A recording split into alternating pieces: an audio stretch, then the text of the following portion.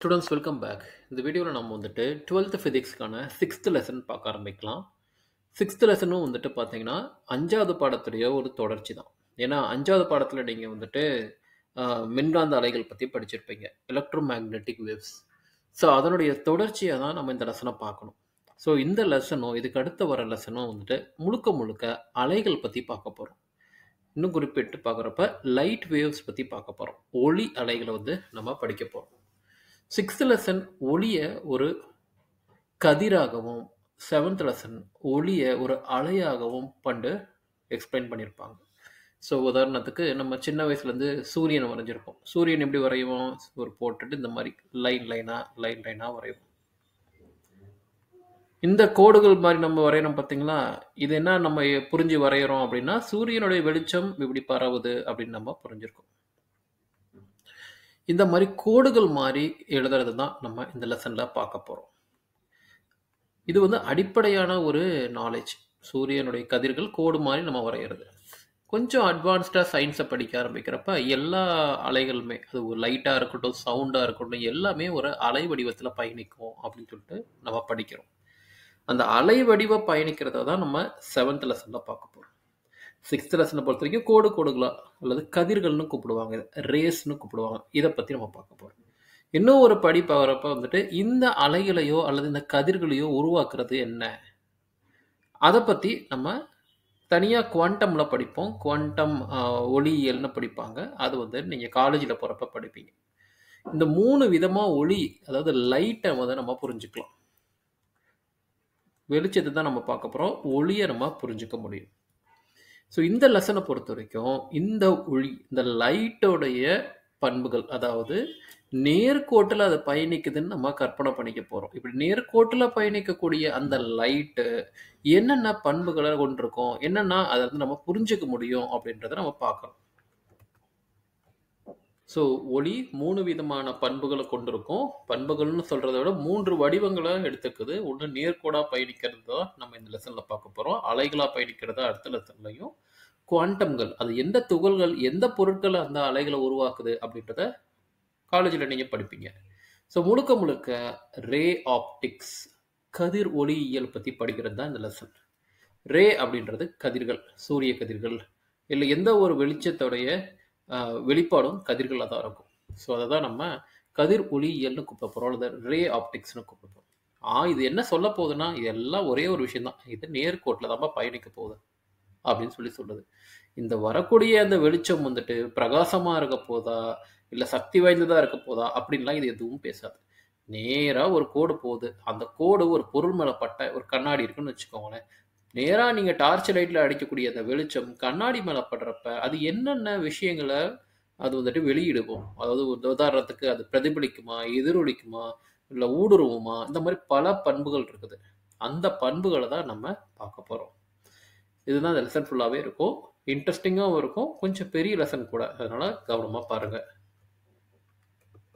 So பொதுவாகவே வந்துட்டு நம்மளுடைய கதிர் அல்லது ரே நேர்கோட்டில் பயணிக்க போகுது. அதோடைய பாதை எப்போ மாறும்னா, இது ஏதாவது ஒரு பொருள் மேலே பட்டா மட்டும்தான் அதோடைய பாதை மாறும். இப்போ உதாரணத்துக்கு நம்ம ஏற்கனவே பார்த்த மாதிரி ஒரு கண்ணாடி மேலே பட்டுச்சுன்னு வச்சுக்கோங்க. கண்ணாடி மேலே படுறப்ப இது நேராக போகிறது தடைப்படும்.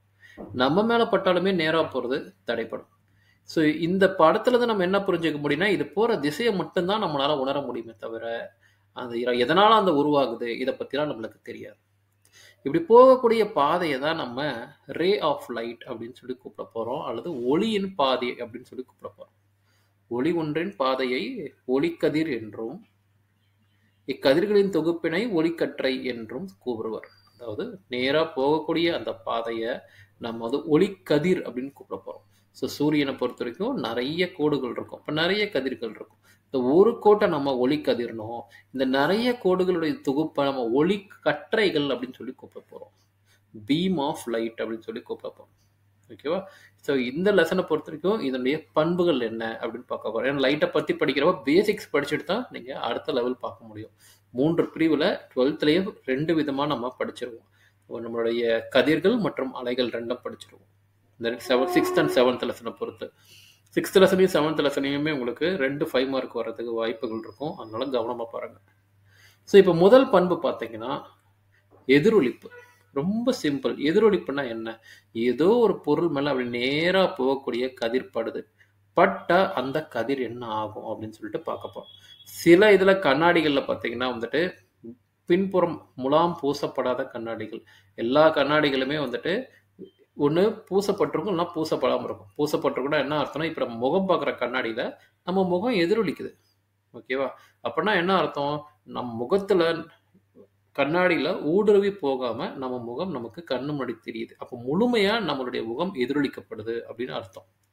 ரிஃப்ளெக்ட் ஆகுதுன்னு அர்த்தம். சில கண்ணாடிகள் பின்னாடி வந்து எதுவும் பூசப்பட்டது. அப்ப உதாரணத்துக்கு வந்து நம்ம கார் கண்ணாடிலாம் பார்த்தீங்கன்னா கூட எதிரொலிக்கும். ஆனா காருடைய முன்னாடி விண்ட்ஷீல்டு, காருக்கு முன்னாடி இருக்கிற பெரிய கண்ணாடி பார்த்தீங்கன்னா எதிரொலிக்காது. அந்த பக்கம் என்ன இருக்குன்றத நம்மளால பார்க்க முடியும். அப்ப வெளிச்சம் உள்ள புகுந்து வெளியில வருது அப்படின்றத நம்ம புரிஞ்சுக்க முடியும். எல்லா கண்ணாடிக்குமே எதிரொலிக்கிற பண்பு இருக்காது. எந்தெந்த கண்ணாடிகள்லாம் வந்து பின்புறம் பூசப்பட்டிருக்கோ, அது காப்பரா இருக்கலாம், அலுமினியமா இருக்கலாம், சில்வரா இருக்கலாம், எதையாவது கொண்டு பின்னாடி பக்கத்தை பூசியிருப்பாங்க. நம்ம முகம் பார்க்குற கண்ணாடியை கூட பின்பக்கம் பார்த்தீங்கன்னா ஒரு சின்ன ஒரு ப்ரௌன் கலர்ல இல்லைன்னா வந்து கிரே கலர்ல ஏதாவது ஒரு கோட்டிங் பண்ணியிருப்பாங்க. அந்த கோட்டிங் என்ன பண்ணுன்னா படக்கூடிய வெளிச்சத்தை முழுமையாகவோ அல்லது கிட்டத்தட்ட 90% மேலேயும் திருப்பி அனுப்புறதுக்கான வேலையை அது பண்ணும். அதை பூசலைன்னா அது உள்ள புந்து போயிடும் வெளிச்சம். அப்புறம் முகம் பார்க்குற கண்ணாடி வேலை செய்யாது. ஸோ இதுதான் இங்கே அடிப்படையாக நம்ம புரிஞ்சுக்க வேண்டியது. 90% ஒளியை வந்து திருப்பி அனுப்புறதுக்கு இந்த முலாம் பூசப்பட்டது அல்லது வெள்ளி பூச்சிகள் வந்துட்டு ஹெல்ப் பண்ணும். வெள்ளியாக இருக்கலாம், அலுமினியமாக இருக்கலாம், என்ன வேணாலும் இருக்கலாம். அது கண்ணாடியோட பின்புறம் பூசப்பட்டிருக்கும். உடஞ்ச கண்ணாடியை நீங்கள் எடுத்து பார்த்தீங்கனாலே உங்களுக்கு தெரியும் அது வந்துட்டு. ஸோ இப்படிப்பட்ட ஒரு கண்ணாடியில் பூசப்பட்ட ஒரு கண்ணாடி, பின்புறம் பூசப்பட்ட ஒரு கண்ணாடியில் இப்படி வரையலாம். இதில் வெளிச்சம் வந்து படுறப்ப என்ன ஆகும்னா அந்த வெளிச்சம் எதிரொலிக்கும், ரிஃப்ளெக்ஷன் ஆகும். அதை தான் வந்துட்டு ஒளியின் எதிரொலிப்பு அப்படின்னு பார்க்குறாங்க.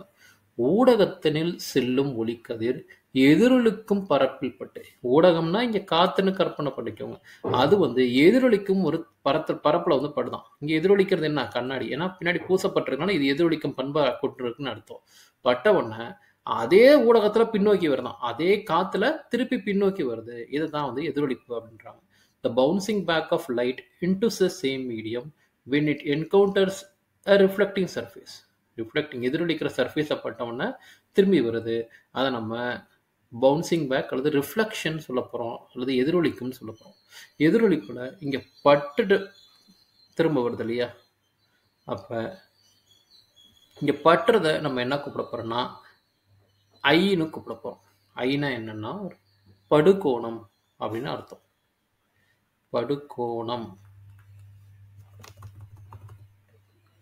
படுகோணம்னு கூப்பிட போகிறோம். இந்த படுகோணம்னா என்னன்னா நேராக ஒரு கண்ணாடியில் போய் ஒரு லைட்டு படுது, படுற கோணம் அது படுகோணம். நேராக போடுறப்ப அங்கே கோணம் பெருசாக இருக்காது. ஓகேவா? கோணம் வந்துட்டு கண்ணாடிக்கும் இதுக்கும் 90 டிகிரி இருக்கும். அது இப்படி பட்டுச்சுன்னா ஒரு கோணத்தில் அப்படியே படுதுன்னு அர்த்தம். கரெக்டாக?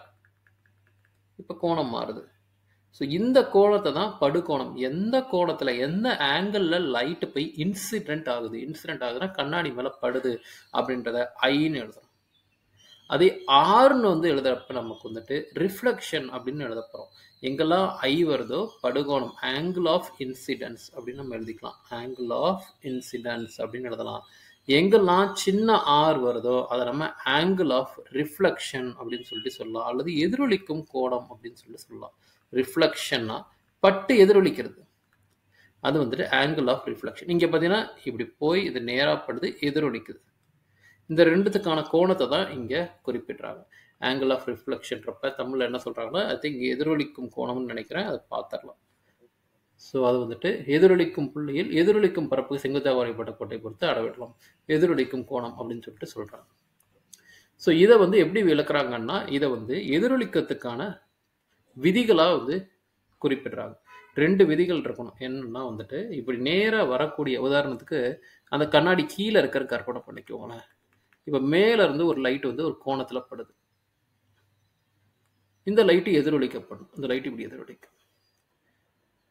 ஸோ இந்த கோணத்தை எப்படி அளவிடுறதுன்னா இந்த கண்ணாடிக்கு கரெக்டாக 90 டிகிரிக்கு செங்குத்தாக ஒரு கோடு வரைஞ்சிக்கும். செங்குத்தாக ஒரு கோடு வரைகிறப்ப இந்த செங்குத்து, இந்த மதிப்புக்கும் இந்த படக்கூடிய அந்த கதிருக்குமான கோணம் தான் இது உங்களுக்கு படுகோணம் அல்லது ஆங்கிள் ஆஃப் இன்சிடென்ட்ஸ்னு சொல்றாங்க. இந்த நடுவுல வரைஞ்ச கோடுக்கும் எதிரொலிக்கப்பட்ட அந்த கோட்டுக்கும் வந்து வரையக்கூடிய கோணம் வந்து ஆங்கிள் ஆஃப் ரிஃப்ளெக்ஷன் அப்படின்னு சொல்லி சொல்றாங்க. படுகதிர் எதிரொலிப்பு கதிருக்கான கோடு. ஸோ இந்த முதல் விதி என்ன சொல்லுதுன்னா, the incident ray, reflected ray and normal to the reflecting surface are all coplanar. படக்கூடிய கோணமும் எதிரொலிக்கக்கூடிய கதிரும் நீங்க செங்குத்தா ஒன்று வரைஞ்சிருக்கலாம், இது எல்லாமே ஒரே தளத்துல இருக்கு, எல்லாமே கண்ணாடி மேலேயே அமைஞ்சிருக்கு. 3 கோடுகளும் ஒரே தளம், தளம்னா ஏதோ ஒரு பேப்பரோ கண்ணாடியோ ஏதோ ஒன்று ஒரே தளத்துல இருக்கணும்னு சொல்றாங்க. ரெண்டாவது, படக்கூடிய ஐயுடைய கோணமும் ஆரோட கோணமும் சமமா இருக்கணும் அப்படின்னு சொல்லி சொல்றாங்க. ஐயும் ஆரும் சமமா இருக்கணும். எல்லா கோணங்களுமே சமமா இருக்கணும்னு என்ன அர்த்தம்னா, இங்க பாருங்களேன், இந்த கோடு இங்க வந்து படுது, பட்டுட்டு இப்படி எதிரொலிக்குது. இந்த எதிரொலிக்கிற கோணம் பார்த்தீங்கன்னா கிட்டத்தட்ட இதோடைய கோணம் 90 டிகிரி. 90 டிகிரி கோணம் சரிபாதியா நான் ரெண்டா இங்க வெட்டுறேன் நடுவில். அப்போ இந்த பக்கம் 45 இருக்கும், இந்த பக்கம் 45 இருக்கும். அதை தான் இங்க I = Rன்னு சொல்றாங்க. 2 மார்க்ல கேட்பாங்க, எதிரொலிப்பு விதிகளை எழுதுங்கன்னு கேட்குறப்ப இந்த விதி ஐன்றது படுகதிருடைய கோணமாகவும் ஆறுன்றது எதிரொலிக்கும் கதிருடைய கோணமாகவும் எடுத்துக்கிறோம். Angle of incidence, angle of reflection. அந்த ஐயும் ஆறும் எப்படி எடுக்கிறோம்னா, அதுக்கு செங்குத்தா ஒரு கோடு போடுறோம், அதனுடைய கோடுடைய ஒரு பக்கம் வந்து ஐயனும் இன்னொரு பக்கம் ஆறுன்னு எடுத்துக்கிறோம். இது ஒரே ஒரு கோடு, ஒரு கதிர் படுறதுக்கான விளக்கம். சில சமயங்கள்ல இல்லை பெரும்பாலான சமயங்களில் ஒரு கோடெல்லாம் நம்ம வச்சு பார்க்க மாட்டோம். இங்கே பார்த்தீங்கன்னா நிறைய கோடுகள் வருது. முதல் கோடு இங்கே படுது, இந்த புள்ளியில படுது, எதிரொலிக்குது. இதுக்கு நடுவில் இருக்க கோடு பார்த்தீங்கன்னா இந்த இடத்துல வரைஞ்சிருக்கோம். ஸோ இந்த கோடுகளுக்கு இங்கே படக்கூடிய இந்த கோடு இன்சிடென்ட்டுக்கான கோணம் இங்கே இருக்கு, இதுக்கான கோணம் எதிரொலிக்கும் கோணம் இங்கே இருக்கு. இப்போ ரெண்டாவது கோடு வரைஞ்சிங்கன்னா அதனுடைய ஐ மதிப்பு இங்கே இருக்கு, ஆர் மதிப்பு இங்கே இருக்கு. மூணாவது கோடு பார்த்தீங்கன்னா அதனுடைய ஐ மதிப்பு இங்கே இருக்கு, ஆர் மதிப்பு இங்கே இருக்கு. எல்லா கோடுகளும் ஒன்னோட ஒன்று மேற்பொருந்திலாம் வராது, ஒன்றுக்கு ஒன்று பக்கத்தில் இல்லை ரொம்ப நெருங்கிய அமைப்பில் தான் வரும். அப்போ தனித்தனியாக ஒரு கோடுகளுக்கும் உங்களுடைய படுகோணமும் எதிரொலிக்கும் கோணமும் இருக்கும், இன்சிடென்ஸும் இருக்கும், ஆங்கிள் ஆஃப் ரிஃப்ளெக்ஷனும் இருக்கும் அப்படின்னு சொல்லிட்டு விளக்குறாங்க. இப்போ இந்த பரப்பு பார்த்தீங்கன்னா ரொம்ப ஸ்மூத்தாக ரொம்ப சமமான ஒரு பரப்பாக இருக்குது, தெளிஞ்ச ஒரு கண்ணாடி மாதிரி இருக்குது. எல்லா பரப்பும் அப்படி இருக்குன்னு அவசியம் கிடையாது. சில சமயத்தில் இந்த மாதிரி மேடு பள்ளமாக சமமற்ற பரப்புகள் இருக்கும் அல்லது ஒழுங்கற்ற பரப்புகள் இருக்கும், இர்ரெகுலர் சர்ஃபேஸ்ன்னு சொல்லுவாங்க. இதில் படுறப்ப என்ன ஆகும்னா, இங்கே லைட்டு பற இந்த புள்ளியில் படுது, இது கரெக்டாக ரிஃப்ளெக்ட் ஆகிடுச்சு. ஆனால் இங்கே இப்படி வந்துட்டு இது கொஞ்சம் மேடு மாதிரி இருக்குது, சாய்வு இந்த பக்கம் இருக்குது, அதனால இது விலகக்கூடிய கோணம் வந்து ரொம்ப கம்மியாக இருக்கும், அது இப்படி போயிடுச்சு. இங்கே பார்த்தீங்கன்னா இந்த முனையில் படுறதுனால விலகப்படுறது ரொம்ப தூரமாக போயிடுச்சு. இங்கேயும் பார்த்தீங்கன்னா எல்லாமே வந்து எதிரொலிப்பு கதிர்களை உருவாக்குது, ஆனால் அது இணையாக வரல. இந்த கோடு இப்படி வந்துருச்சு, இந்த கோடு மேல் நோக்கி போயிடுச்சு, இந்த இப்படி போயிடுச்சு. சமமான பரப்பில் வரக்கூடிய எல்லா கதிர்களும் எதிரொலிப்பு கதிர்களும் அதுக்கு சமமாக இருக்கும், இணையாக இருக்கும். சமமற்ற பரப்பில் உருவறப்ப எதிரொலிப்புகள் ரிஃப்ளெக்டிங் அந்த வேவ்ஸ் வந்துட்டு சமமாக இருக்குன்னு அவசியம் கிடையாது, அந்த ரேஸ் முன்ன பின்ன இருக்கலாம் அப்படின்னு எக்ஸ்பிளைன் பண்ணுறாங்க. இது வரைக்கும் நம்ம வந்துட்டு 2 கான்செப்ட் பார்த்துருக்கோம், angle of incidence, angle of reflection. வெளியிலேருந்து வரக்கூடிய அந்த கதிர், அந்த ரே வந்து ஒரு கண்ணாடி மேலே படுது, எந்த கோணத்தில் படுது, படுகோணம் அப்படின்றாங்க, ஆங்கிள் ஆஃப் இன்சிடென்ஸ் அப்படின்றாங்க. எந்த கோணத்தில் எதிரொலிக்குது, ஆங்கிள் ஆஃப் ரிஃப்ளெக்ஷன் அல்லது எதிரொலிப்பு கோணம் அப்படின்றாங்க. அடுத்தது ஆங்கிள் ஆஃப் டீவியேஷன் அப்படின்ற ஒரு டாபிக் பார்க்க போகிறோம். ஒளி எதிரொலிப்பினால் ஏற்படும் திசை மாற்ற கோணம் அப்படின்றாங்க. கான்செப்ட் நமக்கு சிம்பிள், திசை மாற்ற கோணம்னா அப்படின்னு என்ன பார்க்க போகிறோம். இப்போ நம்ம ஒரு கண்ணாடி இருக்குது, இந்த கண்ணாடி மேலே ஒரு கோடு வந்து படுது, ஒரு கதிர் வந்து படுது, அந்த கதிர் ஒரு எதிரொலிக்குது. இது எந்த கோணத்தில் படுதுன்றதுக்கு புரிஞ்சுக்கிறதுக்காக கண்ணாடிக்கு செங்குத்தாக ஒரு கோடு போடுறோம். ஸோ இதுதான் நம்ம ஐன்னு எடுத்துக்கிட்டோம், இது நம்ம ஆர்ன்னு எடுத்துக்கிட்டு இருக்கோம். இப்போ நம்ம என்ன பார்க்க போகிறோம், திசை மாற்ற கோணம்னு ஒன்று பார்க்க போகிறோம், ஆங்கிள் ஆஃப் டீவியேஷன் அப்படின்ட்டு. இது எப்படி விளக்குறாங்கன்னா, இங்கே ஐ என்ற ஒரு கதிர் வந்து படுது, இந்த கதிர் செல்லும் திசைக்கும் எதிரொலிப்பு கதிருக்கும் உள்ள கோணம் தான் சொல்கிறாங்க. இந்த கதிர், இந்த ரே இப்படியே இங்கே உதாரணத்துக்கு இது சென்டர் பாயிண்ட் ஓன்னு எடுத்துக்கும், இது ஏன்னு எடுத்துக்கும், ஒரு பின்னு எடுத்துக்கும். இந்த ஓஏன்ற கதிர் ஒருவேளை கண்ணாடி மேலே படலைன்னா என்ன ஆயிருக்குன்னா, இது இப்படியே நேராக போயிருக்கும். இந்த கதிர் செல்லக்கூடிய திசைக்கும் 6க்கும் இடைப்பட்ட கோணம். அதாவது இந்த கோணத்தை தான் நம்ம ஆங்கிள் ஆஃப் டீவியேஷன் அப்படின்னு கூப்பிட போறோம். சின்ன டி வச்சு எழுத போறோம்.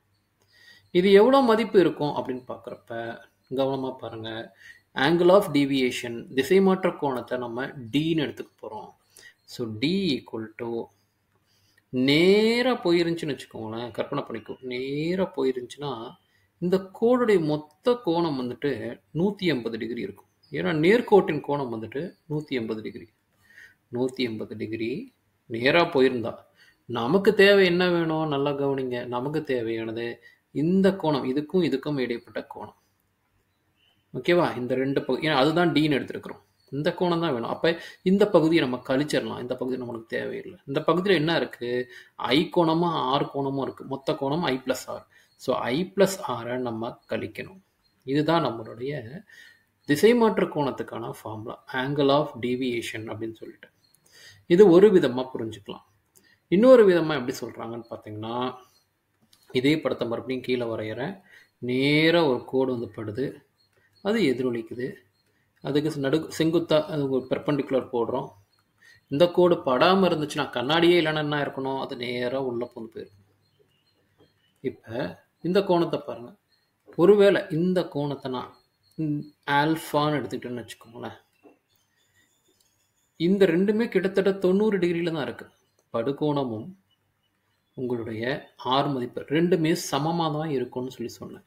இது ரெண்டும் சமம்னா அப்போ இந்த ரெண்டு கோணமும் சமமாக தான் இருக்கும். ஆல்ஃபா ஆல்ஃபான்ட்டு. அதே மாதிரி இந்த ரெண்டு கோடுக்கும் உள்ள உள்கோணம் ஆல்ஃபானா இந்த உள்கோணமும் ஆல்ஃபா தான். ஒரு ரெண்டு கோடு இப்படி இருக்குன்னா இந்த கோடுக்கு என்ன கோணம் வருதோ இது டீட்டான்னு எடுத்துட்டா இதுவும் டீட்டா தான். அந்த மாதிரி எடுக்கிறப்ப நம்ம என்ன படித்தோம்? வரக்கூடிய உங்களுடைய படுகதிருடைய கோணத்துடைய திசைக்கும் உங்களுடைய எதிரொலிக்கும் கோணத்துக்கும் உள்ள இடைப்பட்ட கோணம் தானே. இங்கே ஆல்ஃபா இருக்குது, இங்கேயும் ஆல்ஃபா இருக்குது. ஆல்ஃபா ஆல்ஃபா கூட்டினா 2 ஆல்ஃபா வரும். அப்போ டி ஈக்குவல் டு 2 ஆல்ஃபான்னு நம்ம எழுதலாம்.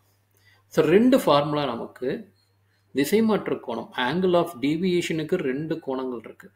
நேராக படுறப்ப ஆங்கிள் ஆஃப் இன்சிடென்ஸ், எதிரொலிக்கிறப்ப ஆங்கிள் ஆஃப் ரிஃப்ளெக்ஷன்.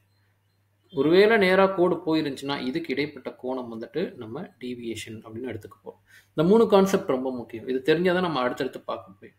படுகோணம், எதிரொலிப்பு கோணம், திசை மாற்று கோணம், இந்த 3மே இங்கே எக்ஸ்பிளைன் பண்ணுறாங்க. அதுதான் இங்கே படமாகவும் இங்கே கொடுத்துருப்பாங்க. நான் போட்ட அதே படம் தான் இங்கே போட்டு எக்ஸ்பிளைன் பண்ணியிருப்பாங்க பாருங்கள். ஐ 6, ஸோ 180. இந்த மொத்த கோடுடைய கோணம் வந்து 180 மைனஸ் 180 மைனஸ் ஐ ப்ளஸ் ஆர்னு நம்ம படிச்சிருப்போம். 180 மைனஸ் 180 டிகிரி மைனஸ் ஐயும் ஆரும் சமம் தானே. அப்போ நம்ம என்ன பண்ணலாம்? இங்கே ஆருக்கு பதிலாக ஐ கொடுத்துடலாமா? அப்போ ஐ ப்ளஸ் ஐன்னு ஆகிடுமா? ஆருக்கு பதிலாக ஐ கொடுத்துருக்குறேன். 180 மைனஸ் ஐயும் கூட்டினா 2 ஐ வரும். இந்த ஃபார்முலா இங்கே கொடுத்துருக்காங்க. இங்கே டி ஈக்குவல் டு 2 ஆல்ஃபான்னு கொடுத்துருக்காங்க. இப்போ இதை சார்ந்து நம்ம ஒரு கணக்கு பார்க்கலாம். எடுத்துக்காட்டு 6.1.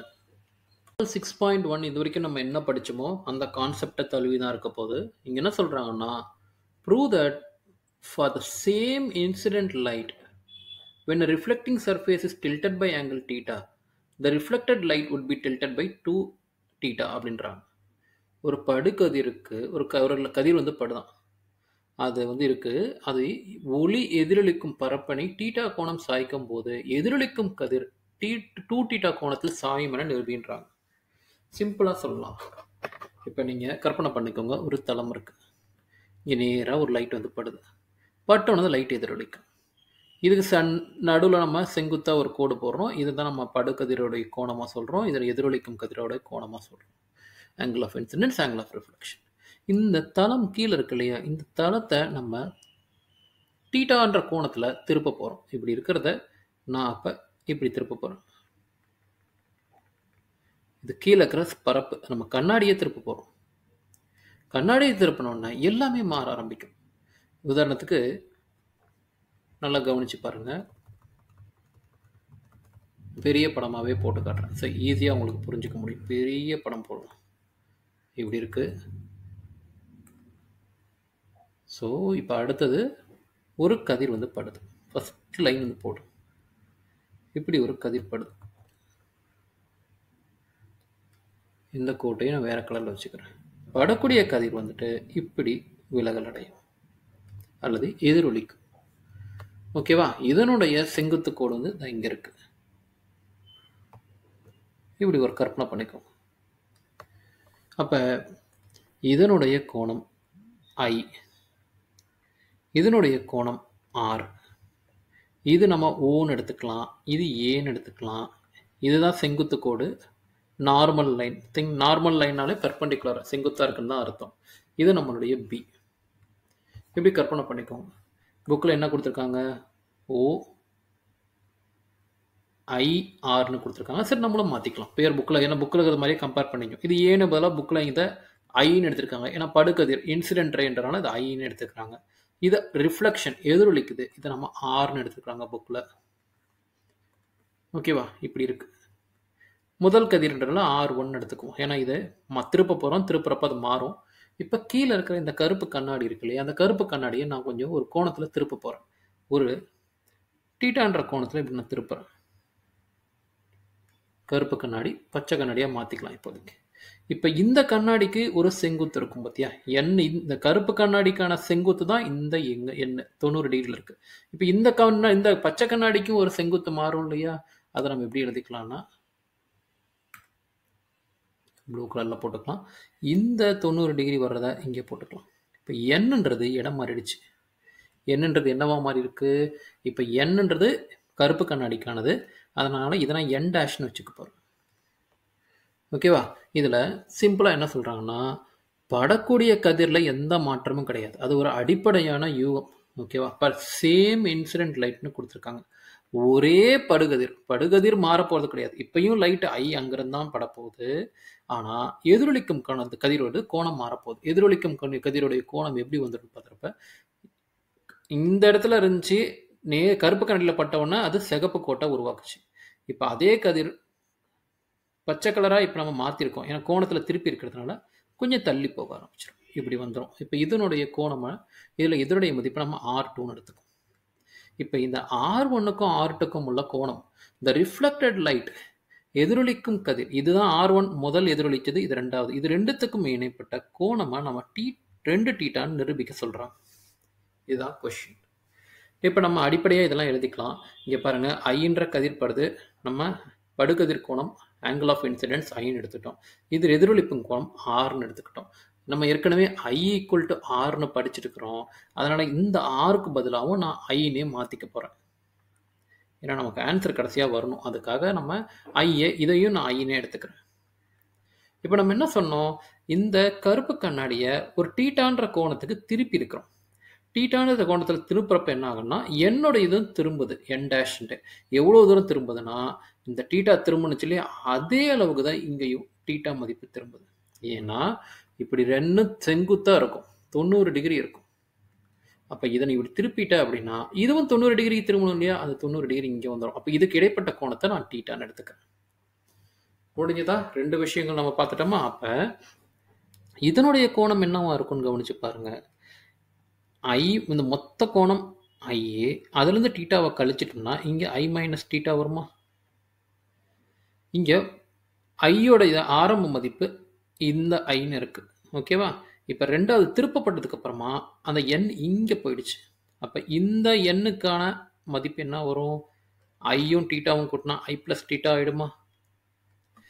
ஏற்கனவே என்ன படிச்சிருக்கிறோம், ஐயும் ஆரும் சமம்னு படிச்சிருக்கோமா? அப்போ ரெண்டாவது கதிருக்கு ஐக்கும் என் டேஷ்க்கும் உள்ள கோணம் I+ டீட்டானா, என் டேஷ்க்கும் R2க்கும் உள்ள கோணம் வந்துட்டு I+ டீட்டா தான். ரெண்டு படுகதிருக்கும் எதிரொலிக்கும் கதிருக்கும் உள்ள கோணம் வந்து சமமாக தான் இருக்கும்.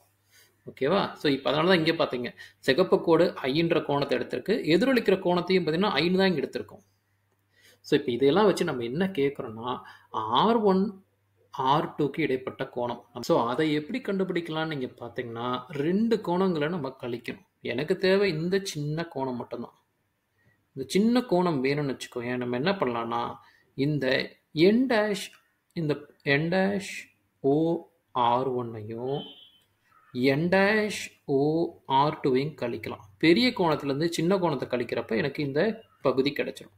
பெரிய கோணம் இங்கே என்ன இருக்குது, என் dash O R2 minus n dash O R1 இருக்குது. என் டேஷ் O R2 என் டேஷ் O R2 2 இதோடைய கோணம் பார்த்தீங்கன்னா இந்த மொத்த மதிப்பு I plus theta மைனஸ் இங்கே n dash O R1 இதனுடைய கோணம் பார்த்தீங்கன்னா I minus theta. இதை வந்து சால்வ் பண்ணுங்க. I plus theta மைனஸும் ஐயும் மைனஸ் ஐ வந்துடும், மைனஸ் மைனஸ் ப்ளஸ் ஆகும், தீட்டா வந்துடும், ஐயும் அடிச்சிட்டா நமக்கு 2 தீட்டான்னு கிடைக்கும். இதுதான் ரெண்டு எதிரொலிப்பு கதிர்களுக்கு இடைப்பட்ட கோணம் R1 O R2 R1 O R2க்கான இடைப்பட்ட கோணமாக நம்ம எடுத்துக்க போகிறோம். ரொம்ப சிம்பிளான கணக்கு தான். லாஜிக்கை புரிஞ்சுக்கிட்டிங்கன்னா இந்த கதையெல்லாம் நீ படிக்க தேவையில்லை, 4 ஸ்டெப்பில் சம் முடிஞ்சு போயிடும். இதே எடுத்துக்காட்டு 6 வீடியோவில் நம்ம பார்க்கக்கூடிய கடைசி டாபிக் பார்த்தீங்கன்னா image formation in plane mirror. இதுலேருந்து பெருசாக கேள்வி கேட்க மாட்டாங்க. சமதள ஆடியில் பிம்பம் தோன்றுதல் அப்படின்ற ஒரு கண்ணாடியில் எப்படி ஒரு பிம்பம் உருவாகுது அப்படின்னு சொல்லிட்டு நம்ம முகத்தை நம்ம கண்ணாடியில் பார்ப்போம். அப்போ அந்த கண்ணாடியில் என்ன தெரியும்? ஒரு பிம்பம் தெரியும், ஒரு இமேஜ் தெரியும். அந்த பிம்பம் எப்படி உருவாகுது அப்படின்னு நம்ம பார்க்கலாம். உதாரணத்துக்கு முதல்ல நம்ம ஒரு கண்ணாடி எடுத்துக்குவோம். கண்ணாடின்றது காட்டுறதுக்காக நான் இந்த படத்தை கொஞ்சம் கீழே போடுறேன். ஸோ கண்ணாடின்னு காட்டுறதுக்காக நம்ம ஒரு கருப்பு கலரில் ஒரு பகுதியை வரைஞ்சிக்கிறேன். கண்ணாடியுடைய பின்பக்கம் வந்துட்டு கோட்டிங் பண்ணப்பட்டிருக்கு, பூசப்பட்டிருக்கு இல்லையா, அதனால் நான் அப்படி லைன் போட்டுக்கிறேன். இந்த மாதிரி எங்கெல்லாம் நீங்கள் ஃபிசிக்ஸ்லேயோ கெமிஸ்ட்ரிலேயோ லைன்ஸ் வருதோ அது பின்பக்கம் ஏதோ ஒரு பொருளால் பூசப்பட்டிருக்கு அப்படின்னு அர்த்தம். இதில் நம்ம ஏதோ ஒரு புள்ளி எடுத்துக்குவோம். இந்த புள்ளி கண்ணாடியில் எப்படி எதிரொலிக்கும்னா இந்த புள்ளி மேலே இல்லை புள்ளிக்கு பின்னாடி இருந்து ஒரு ஒளி வரும். ஒளி வந்து கண்ணாடியில் படும். அது கண்ணாடியில் பட்டு ரிஃப்ளெக்ட் ஆகும், எதிரொலிக்கும். இந்த மாதிரி இதெல்லாம் தான் இதுக்கு முன்னாடி நம்ம டாப்பிக்கில் பார்த்தோம்.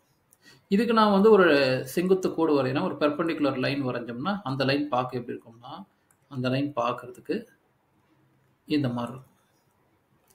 இதுக்கு ஒரு செங்குத்து கோடு வரையலாம், அந்த கோடு இங்கே இருக்கும். ஸோ இதுதான் உங்களுடைய ஆங்கிள் ஆஃப் இன்சிடென்ஸ், படுகோணத்துடைய கோணம். இது உங்களுடைய ஆங்கிள் ஆஃப் ரிஃப்ளெக்ஷன், எதிரொலிப்பு கோணம். படுகோணமும் எதிரொலிப்பு கோணமும் ஆங்கிள் ஆஃப் இன்சிடென்ஸும் ரிஃப்ளெக்ஷனும் சமமாக இருக்குன்றதுனால இதை ஆர்னும் எடுத்துக்கலாம், இல்லை ஐன்னு எடுத்துக்கலாம். ஏன்னா ரெண்டு கோணமும் ஒரே கோணம் தான்றதுனால அப்படியே போட்டிருக்கும். ஆரம்பத்தில் படக்கூடிய அந்த ஒளி படுகதிரை ஏன்னு எடுத்திருக்கிறாங்க, அது படக்கூடிய அந்த புள்ளியை ஓன்னு எடுத்திருக்கிறாங்க. எதிரொலிக்கப்பட்டது ரிஃப்ளெக்ட் ஆகிறது வந்து நம்ம பின்னு எடுத்துக்க போகிறோம். இது நம்ம நடுவரை கோடு, செங்குத்தா ஒரு கோடு பெர்பெண்டிகுலர் லைன் போட்டிருக்கோம், அது என் எடுத்துக்கும். இதே புள்ளியிலேருந்து இன்னொரு லைட் வந்து கண்ணாடியில் படுதுன்னு வச்சுக்கோங்க. ஏன்னா ஒரு பொருள் இருக்குன்னு வச்சுக்கோங்க. உதாரணத்துக்கு ஒரு சின்ன ஒரு மெழுகுவர்த்தி இருக்குன்னு வச்சுக்கோங்களேன். மெழுகுவர்த்தி மேலே எல்லா திசையிலையும் நமக்கு லைட் வந்து படும். எதெல்லாம் வந்துட்டு நேரடியாக மெழுகுவர்த்தி மேலே படுதோ அதெல்லாமே திருப்பி அனுப்பப்பட்டுரும். எதெல்லாம் மெழுகுவர்த்தியுடைய முனையில் படுதோ அது போகும், எதெல்லாம் மெழுகுவர்த்தி மேலே படுதோ அங்கே வரும். இந்த ரெண்டு லைட்டு தான் நமக்கு கண்ணாடியில் பட்டு மெழுகுவர்த்தின்ற அந்த உருவத்தை நமக்கு உருவாக்குது. அதே தான் இங்கேயும் நடக்குது. இந்த புள்ளி மேலே நிறைய கோடுகள் போடும், அதில் 2 கோடுகள் மட்டும் எடுக்கிறேன். இன்னொரு கோடுகள் நான் எடுக்கிறேன். அந்த கோடை நான் எப்படி எடுத்துக்கிறேன் அப்படின்னா, அந்த கோடு நேராக கண்ணாடியில் போய் படுதுன்னு கற்பனை பண்ணிக்கிறேன். நேராக கண்ணாடியில் போய் படுது. இந்த புள்ளியை நம்ம எப்படி எடுத்துக்கலாம்னா, அந்த புள்ளியை நம்ம டின்னு எடுத்துக்கலாம். ஸோ இந்த ஏடின்றது பார்த்தீங்கன்னா கண்ணாடிக்கும் அந்த எடுத்துக்கிட்ட புள்ளிக்கும் உள்ள தொலைவு, டிஸ்டன்ஸ். அதை நம்ம என்ன எடுத்துக்கலாம்னா D0ன்னு எடுத்துக்கலாம். இந்த லைட் என்ன பண்ணும்? பட்டு அப்படியே திரும்பி வந்துடும். இது பட்டு ஒரு கோணத்தில் போகுது இல்லையா, இது நேராகவே வருது. படுகதிர் இன்சிடென்ட்ரேவும் நேராக வருது. அப்போ எதிரொலிக்கிறதும் அதே கோணத்தில் தான் எதிரொலிக்கும். அப்படி வந்த பாதையிலே திரும்பி போயிடும். இதுக்கு எதிரொலிப்பும் மதிப்பு கிடையாது, இது ரிஃப்ளெக்ஷன் வேல்யூ கிடையாது. ஏன்னா இப்படி போய் படுதுன்னா பட்டு அப்படியே திருப்பி அதே பாதையிலே திரும்பி வந்துடும். ஏன்னா படக்கூடிய கோணமும் அதோடைய எதிரொலிக்கக்கூடிய கோணமும் சமமானது. அப்போ நேர்கோட்டில் வந்து படுதுன்னா நேர்கோட்டில் தான் திரும்பி போகும். இப்போ இந்த கோடுகள் எல்லாமே நம்ம இன்னொரு பக்கம் இணைக்கலாம். உதாரணத்துக்கு இந்த கோடை கொஞ்சம் பெருசாக்கிடலாம். இந்த கோடை கொஞ்சம் பெருசாக்குங்க. இந்த கோடையும் அதே மாதிரி இங்கேருந்து கொஞ்சம் பெருசாக்குங்க, இப்படி பெருசாக்குங்க. ஓகே, ஸோ இதெல்லாம் நம்ம அழிச்சிடலாம், எக்ஸ்ட்ரா லைன்ஸ்லாம் நம்ம அழிச்சிடலாம். நம்ம கண்ணாடியை பார்க்குறப்ப நமக்கு என்ன தெரியும்னா, கண்ணாடிக்கு உள்ளார உருவம் தோன்ற ஒரு உணர்வை தான் நமக்கு கொடுக்கும். ஏன்னா நம்ம முகத்தை நம்மளே பார்க்க முடியாது. அப்போ கண்ணாடியில் தெரியறது தான் நம்ம முகம்னு ஒரு யூகத்தில் தான் நம்ம போய் ஆகணும். கரெக்டா? அப்போ என்ன நம்ம பார்க்கலாம்னா, கண்ணாடிக்கு உள்ளார ஒருவேளை உருவாகுதோ அப்படின்னு சொல்லிட்டு நம்ம உணர வைக்கும். அதை தான் இப்போ நம்ம பார்க்க போகிறோம். அப்ப என்ன அர்த்தம்? இங்க ஏன்றது கண்ணாடியிலிருந்து D0ன்ற தொலைவுல இருக்கு இல்லையா? அப்ப அதனுடைய பிம்பம் வந்து இந்த பக்கம் இருக்குமா. இந்த பக்கம் உண்மையான பொருளும், அதோடைய பிம்பம் கண்ணாடிக்கு உள்ள இருந்து நமக்கு தெரியக்கூடிய ஒரு உணர்வ தருதாம். அத நம்ம எப்படி எடுத்துக்க போறோம்னா, இங்க ஏன்றது உன்னுடைய உருவமா இருக்கு. இந்த புள்ளி பிம்பம்ன்றனால இது A உடைய டேஷ். இதோட A உடைய பிம்ப மதிப்பு. இமேஜ் ஆஃப் Aன்னு எடுத்துக்கிறோம். இதுவும் கண்ணாடியிலிருந்து இருக்கக்கூடிய தொலைவு பார்த்தீங்கன்னா, உருவம் கண்ணாடியிலிருந்து எவ்வளவு தூரத்துல இருக்கோ, அதே தூரத்துல தான் இந்த பிம்பமும் இருக்கும். இவனுடைய ஆக்சுவல் உடைய ஆப்ஜெக்ட் இருக்கக்கூடிய டிஸ்டன்ஸ் தான் உன்னுடைய இமேஜ் இருக்கக்கூடிய டிஸ்டன்ஸும் இருக்கும் அப்படின்னு சொல்லி விளக்குறாங்க. அந்த டிஸ்டன்ஸை நம்ம டிஐன்னு எடுத்துக்கிறோம். ஏன் இப்படி எடுத்துக்கிறோம்னா இங்கிலீஷில் ஓன்றது ஆப்ஜெக்ட், உங்கள் பொருளுடைய தொலைவு. ஸோ D0 ஆப்ஜெக்டோடைய டிஸ்டன்ஸ். இங்கே ஐன்றது இமேஜ், பிம்பத்துக்கு இங்கிலீஷில் இமேஜ்னு சொல்லுவாங்க. டிஐன்றது இமேஜுடைய டிஸ்டன்ஸ். ரெண்டுமே சமமாக இருக்கணும் அப்படின்றாங்க. ஒரு கண்ணாடியில் ஒரு உருவம் உருவாகணும்னா எவ்வளோ தொலைவில் நீ ஒரு பொருளை வைக்கிறையோ அதே தொலைவுக்கு இணையா கண்ணாடிக்கு உள்ள இருந்து நமக்கு பிம்பம் கிடைக்கும் அப்படின்ற ஒரு உணர்வை நீங்க ஏற்படுத்தும் அப்படின்றாங்க. நீங்க ரொம்ப தூரத்துல கண்ணாடிகிட்ட உட்காந்துட்டு நீங்க உங்களை பார்த்தீங்கன்னு வச்சுக்கோங்களேன், கண்ணாடிக்கு உள்ள இருந்து ரொம்ப தூரத்துல இருந்து உருவம் தெரிகிற மாதிரி தான் நமக்கு கிடைக்கும். அப்ப ஏடியோட மதிப்பும் டிஏவோட மதிப்பும் சமமா இருக்கும் அப்படின்றாங்க. அதுக்கு இங்க சில கோணங்களை வச்சு நிரூபிக்கிறாங்க. அது என்னன்னு பார்க்கலாம். ஃபர்ஸ்ட் கோணம் என்ன சொல்றாங்கன்னா, நல்லா கவனிங்க. முதல் கோணம் நம்ம ஏற்கனவே இது பார்த்தது தான். முதல் கோணத்தில் என்ன சொல்றாங்கன்னா, படுகோணமும் எதிரொலிப்பு கோணம் சமம்ன்றாங்க. அப்ப ஆங்கிள் ஏஓஎன், கோணம் ஏஓஎன் உடைய மதிப்பும் கோணம் பிஓஎன்னோட மதிப்பும் சமமா இருக்குன்றாங்க. ஏன்னா ஏஓஎன், ஏ இங்க இருக்கு, ஓ இங்க இருக்கு, என் இருக்கு. இந்த நடுவில் எழுதுற பத்தியா அதுதான் அந்த கோணம் எங்க எழுதணுன்றதுக்கான மதிப்பு. இங்க ஓன்னு இருக்கு இல்லையா, பாரு ஓல தான் ஆங்கிள் போட்டிருக்கிறாங்க ஐன்னு. இங்கேயும் பார்த்தீங்கன்னா பிஓஎன், நடுவில் ஓ தான் இருக்கு, ஓல தான் நம்ம ஆங்கிள் எழுத. ரெண்டு சமம். முதல் விதி எழுதியாச்சு. ரெண்டாவது என்ன சொல்றாங்கன்னா, இதெல்லாம் எதுக்கு பண்றாங்கன்னா, இதுக்குள்ள இருக்கிற கோணங்கள்லாம் கம்பேர் பண்றாங்க. கம்பேர் பண்ணி உன்னுடைய உருவத்துல இருந்து இருக்க கண்ணாடி தொலைவும் பிம்பத்திலிருந்து கண்ணாடிக்கு உள்ள தொலைவும் சமம் தான் அப்படின்னு நிரூபிக்க ட்ரை பண்றாங்க. ஒரு தேற்றம், ஒரு தியரத்தை இங்க உருவாக்குறாங்க. ஃபர்ஸ்ட் கோணத்தை கம்பேர் பண்ணிட்டாங்களா, அடுத்தது பாருங்க ரெண்டாவது கேஸ்ல என்ன சொல்றாங்கன்னா, இந்த ரெண்டு கோணங்களையும் தனித்தனியா கம்பேர் பண்றாங்க. முதல்ல கோணம் ஏஓஎன் எடுக்கிறாங்க. ஏஓஎன்னா என்ன? ஏஓஎன், இந்த கோணம் இங்க இருக்கு. இந்த கோணம் எதுக்கு இணையா இருக்குன்னா, ஒண்ணு மேல இருக்கிற கோணத்துக்கு இணையா இருக்கு. அதே மாதிரி எந்த ஒரு படம் வரைஞ்சீங்கனாலும் வெளிப்புறத்துல இருக்கிற கோணமும் உட்புறத்துல இருக்கிற கோணமும் சமமா இருக்கும். இது பார்த்தாலே தெரியும். இதோடைய ஆங்கிளோட சைஸ் மாதிரி தான் இந்த ஆங்கிளும் இருக்கு. அப்ப உங்களுடைய ஜியாமெட்ரியோடைய கான்செப்ட் படி ஏஓஎன் அப்படின்னு ஒரு கோணம் இருந்துச்சுன்னா அதோடைய உட்புற கோணத்துக்கு இணையா இருக்கும். அது உட்புற கோணம் என்ன இருக்கு பாரு, ஏன்ற பகுதியில கோணம் இருக்கு இல்லையா, அப்ப டிஏஓ அப்படின்னு நம்ம எடுத்துக்கலாம். டிஏஓன்னு எடுத்துக்கலாம். இது முதல் கம்பேர் பண்றாங்க. ரெண்டாவது அதே மாதிரி பிஓஎன்னுக்கும் கம்பேர் பண்றாங்க. பிஓஎன் பாருங்களேன், பி இங்க இருக்கு மேல, ஓ இங்க இருக்கு, என் இருக்கு. இந்த கோணம் எதுக்கு இணையா இருக்குன்னா இதுக்கு இணையா இருக்கு. அது ஆல்ரெடி போட்டாச்சு. வேற எந்த கோணத்துக்கு இணையா இருக்குன்னு பாக்குறப்ப நல்லா கவனிங்க. இங்க கூட நான் புரிஞ்சுக்கிட்டா கொஞ்சம் பெருசா போடுறேன்னு வச்சுக்கோங்களேன். இதனுடைய வெளிக்கோணமும் இதனுடைய உள்கோணமும் சமமா இருக்கும். ஏன்னா ரெண்டுமே ஒரே முக்கோணத்துல இருந்து உருவாகுது. இந்த கூட பெருசா நீங்க போட்டீங்கன்னா இதை நான் ஒரே முக்கோணமா உருவாக்கலாம். அப்ப இந்த லைன் போட்டோம்னா இந்த முக்கோணத்துக்கு என்ன கோணம் இருக்கோ அதே கோணம் தான் இங்கே இருக்கும். அப்ப நம்ம எப்படி எடுத்துக்கலாம்னா, ஆங்கிள் பிஓஎன் எதுக்கு இணையா இருக்கும்னா டி ஏ டேஷ் ஓன்னு எடுத்துக்கலாம், அல்லது ஓ ஏ டேஷ் டி. மொத்தத்துல ஏ டேஷ் நடுவுல இருக்கணும், அங்கதான் கோணம் எழுதியிருக்கேன். அப்ப புக்ல கொடுத்த மாதிரியே ஓ ஏ டேஷ் டின்னு எடுத்துக்கலாம். இது மூணாவது கோணம். அதாவது ஃபர்ஸ்ட் மெயின் கோணத்தை எடுத்துக்கிறாங்க, தனித்தனியா அதுக்கான இன்னொரு கோணம் எங்க இருக்குன்னு தேடி எடுத்துக்கிறாங்க. அடுத்தது நல்லா கவனிச்சு பாருங்க, இங்க கோணம் இருக்கு பாருங்களா, இந்த கோணமும் இந்த டிஏஓன்ற கோணமும் இந்த ஓ டேஷ் ஏ இந்த கோணமும் ரெண்டுமே சமமா தான் இருக்குது. பார்த்தாலே தெரியுது இந்த ரெண்டு கோணமும் அடுத்து சமமா இருக்கு.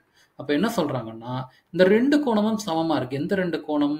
நமக்கு ஓடிஏவோட கோணமும் அதே மாதிரி ஓடிஏ டேஷோடைய கோணம் சமமா இருக்கு. ஏன்னா இந்த கோடு பாருங்களேன், இது 90 டிகிரி. இது வந்து ஒரு செங்குத்து முக்கோணம், ரைட் ஆங்கிள் ட்ரையாங்கிளா இருக்கிறதுனால 2 கோணமும் சமமா இருக்கும்.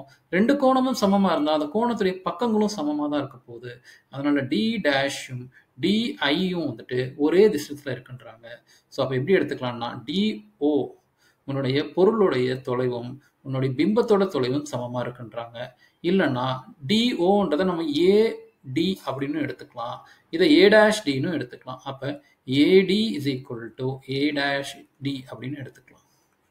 இதை தான் இங்கே விளக்குறாங்க ஸ்டெப் பை ஸ்டெப்பாக. உங்களுக்கு புரிஞ்சுக்கணுன்றதுக்காக நான் கொஞ்சம் எளிமையாக போட்டிருக்கேன். இந்த 5 ஸ்டெப்பை மட்டும் எழுதியிருக்கேன். இதை நீ நல்லா பார்த்துக்கிட்டா கூட போதும். இதில் வந்து அடிப்படையில் நம்ம என்ன தெரிஞ்சுக்கிறோன்னா, ஒரு கண்ணாடியில் நம்ம பார்க்குறோன்னா நம்ம எவ்வளோ தொலைவில் இந்த கண்ணாடியில் பார்க்குறோமோ அந்த அந்த நேரத்தில் என்ன இருக்கும்னா கண்ணாடியில் உருவாகிற பிம்பமும் கண்ணாடிக்கு உள்ள அதே தொலைவில் தான் உருவாகிற மாதிரி நமக்கு ஒரு உணர்வை கொடுக்கும் அப்படின்னு சொல்லி சொல்கிறாங்க. நம்ம இந்த வீடியோவை இங்கே ஸ்டாப் பண்ணலாம். இந்த வீடியோவில் பார்த்த டாபிக்ஸ் உங்களுக்கு புரிஞ்சிருந்துச்சுன்னா லைக் பண்ணுங்கள், ஷேர் பண்ணுங்கள், சப்ஸ்கிரைப் பண்ணுங்கள், தொடர்ந்து பாருங்கள். தேங்க்யூ, பாய்.